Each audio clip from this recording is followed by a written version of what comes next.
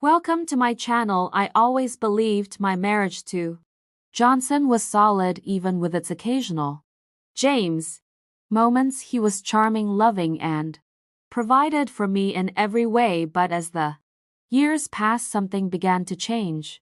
Between us it wasn't dramatic, no screaming matches or slammed doors. It was the quiet kind of change, the one that creeps into your life unnoticed. We were no longer the couple who stayed up late laughing at silly inside jokes, or who planned spontaneous weekend getaways. Instead, we became roommates, navigating a shared life with silent nods and polite smiles. One evening, after yet another dinner filled with awkward silence, Johnson finally spoke up. "Victoria, I feel like we've lost something," he said, his voice unusually soft. I nodded, unable to argue. "What are we do about it?" I asked, bracing for the usual cliché answer. "Counseling, date nights, maybe even a trial separation." Instead, Johnson threw me a curveball I never saw coming. "I want us to try something different," he said. Hesitant, my heart raced. "Different? How?" "I want to push boundaries," he replied, locking eyes with me. "Maybe bring others into our lives, into our relationship." The room spun for a moment as his words sunk in. Others that night I barely slept. I replayed our conversation over and over again, wondering what Johnson truly wanted. Did he no longer find me attractive? Was this his way of confessing he'd already strayed? Or worse, was this his attempt to justify something he had already done? When morning came, I decided to confront him. "Johnson, about what you said last night," I started. "Nervous lie. I just think we need something new to rekindle us," he explained, his tone almost casual. "Are you saying you want an open relationship?" I asked, trying to mask my age. "Not exactly," he said, pausing. "It's not about falling for someone else. It's about experiences together." I couldn't wrap my head around it. It felt surreal. "Johnson, my husband, the man I'd vowed to love and honor, was suggesting something I never thought I'd hear from him." A few weeks later, Johnson suggested a weekend getaway to a luxury resort. "Think of it as a reset," he said, smiling. Despite my reservations, I agreed. Maybe this was his way of salvaging what we had. When we arrived, the atmosphere felt different. The place was vibrant with people from all walks of life. It was refreshing yet intimidating. Little did I know Johnson had more than relaxation in mind. On our first evening, we met a group of 3 men at the bar. They were charismatic, confident, and impossible to ignore. Johnson struck up a conversation with them while I nervously sipped my drink. "Victoria, meet Marcus, Elijah, and Andre." Johnson introduced them, his smile wide. They were polite and friendly, and their energy was magnetic. We chatted for hours, and I found myself laughing more than I had in months. But something about the way Johnson was watching me made me uneasy. Later that night, back in our room, Johnson brought it up again. "Did you feel the connection tonight?" he asked, his tone eager. "With who?" I replied, pretending not to understand. "Come on, Victoria, don't act like you didn't notice," he said. "Marcus, Elijah, and Andre, they were all captivated by you." "Johnson, what are you saying?" I asked, my voice trembling. "I think this is it," he said. "The spark we're missing. I want you to connect with them, see where it goes." I froze. "Are you out of your mind?" "No," he said calmly. "I trust you, and I think this could bring us closer." I couldn't believe what I was hearing. My husband, the man who once couldn't stand the thought of another man looking at me, was now suggesting I engage with 3 strangers for days. I wrestled with my emotions. Part of me was furious. How could Johnson ask this of me?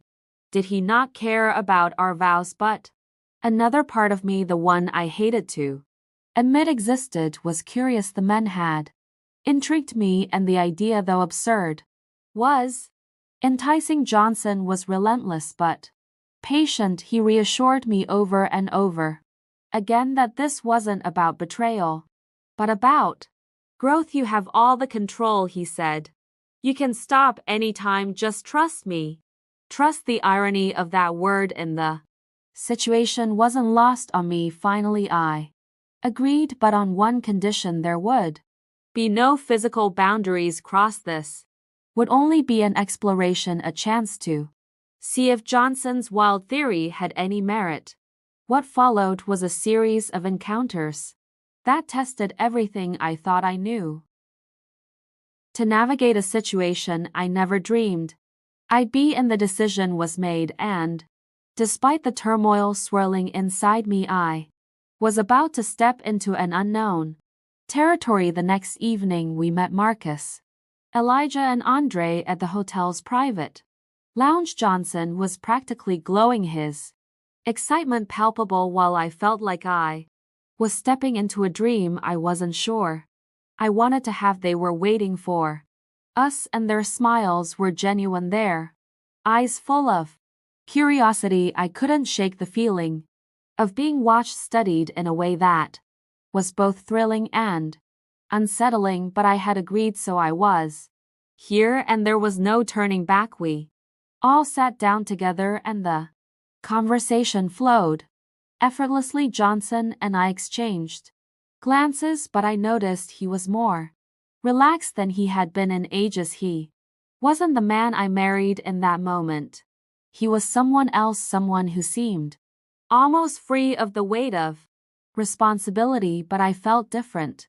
Every word that left my mouth, every laugh that escaped, felt rehearsed, as though I was playing a role in a story I didn't entirely control. Marcus leaned forward, his voice deep and smooth. So Victoria, tell us about yourself. What made you come here? His eyes never left mine, and I could feel the weight of his gaze, both intense and inviting. I'm just here to reconnect, I replied, my voice barely above a whisper. It felt like a lie, but it was the easiest thing to say. Andre, sitting to my right, added, I think Johnson has been very open about this being about exploration, but what do you want? Victoria, it was a question I wasn't prepared for. What did I want to feel? Desired again, to break free from the emotional distance that had come between Johnson and me, to prove something, perhaps to myself, before I could gather my thoughts. Johnson spoke up. She wants to explore just like I do, he said, his tone confident, almost too confident. I could feel the weight of his expectations pressing down on me. I had to play my part, but how much was I willing to give? The conversation continued, but the lines between comfort and discomfort began to blur. Johnson was leaning into hadn't seen in him for years. He wasn't just passive, he was actively orchestrating the night, guiding the men's attention toward me in ways that made my heart race and my stomach turn. Eventually, the group decided to move to a private suite. It felt almost like a movie scene, everything happening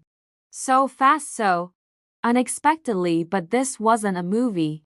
This was real, and I was walking a tightrope with no safety net inside the suite. The atmosphere changed. It was darker, more intimate, and I could hear my pulse in my ears. I could see the way Johnson was standing near the door watching me. It wasn't jealousy or anger I saw in his eyes. It was something else entirely. It was approval. Marcus made the first move, reaching out and offering me a glass of wine. His smile was warm, his touch light but intentional. Relax, Victoria, he said softly. You're in control here. This is about what you want. It was a strange thing to hear. In my mind I was thinking, what do I want? The question rang louder in my head as the night progressed. The men's attentiveness, their focus on me began to have an effect. I couldn't deny I was used to being the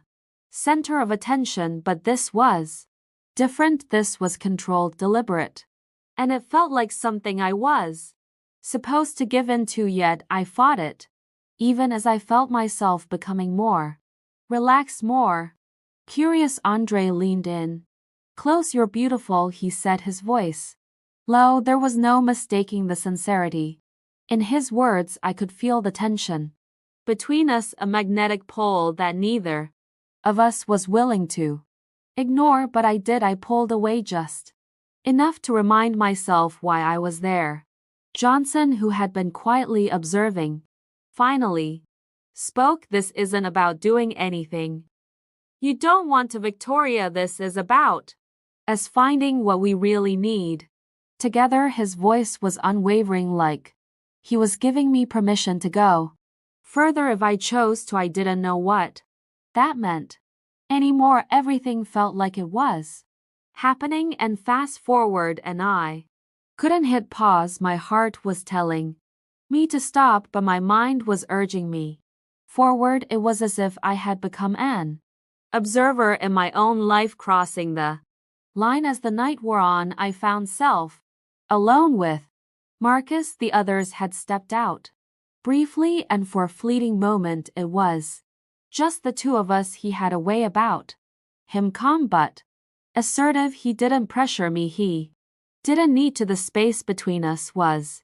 charged with anticipation, but it wasn't until he gently touched my hand that I realized how close we were to crossing a line I never thought I would entertain. I know this is difficult, Marcus said, his eyes searching mine.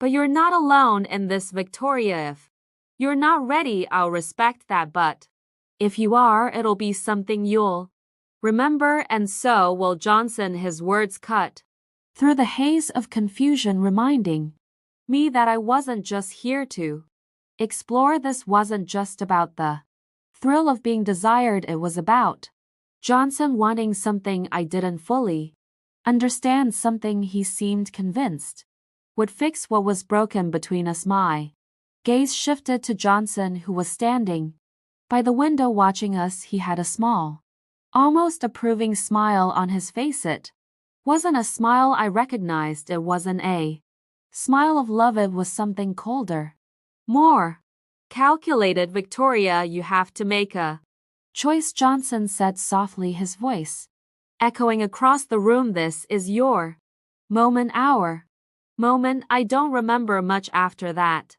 The next thing I knew, I was sitting alone in the suite, wrapped in a blanket, my mind racing. The events of the night replayed in flashes, but I couldn't tell where reality ended and my guilt began.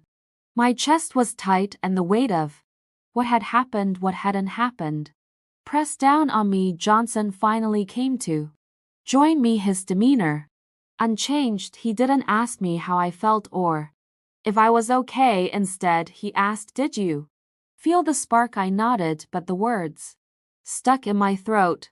This wasn't what I signed up for. The truth hit me like a ton of bricks. This wasn't about connection. This wasn't about intimacy. This was about something darker. Johnson had manipulated me into a position where I felt powerless to say no, and I had gone along with it. The air between us had shifted. What started as an experiment had become something else entirely, a test of our boundaries, of my trust in him. And what I realized was that I didn't know who my husband was anymore. In the days that followed, I distanced myself from Johnson, from the men, and from the entire experience. I thought I could control it, that I could find some way to reconcile what had happened, but there was no going back. What had happened couldn't be undone. I confronted Johnson one last time. "I don't know who you are anymore," I said, my voice barely above a whisper. "I'm the man you've always known," he replied, his tone cold. "You just never saw me like this before." And that was the moment I realized that the biggest lie we told ourselves wasn't that we were trying to reconnect, it was that we were still the same people who had fallen in love. The truth was we had both changed. And maybe, just maybe, we had changed too much to ever go back.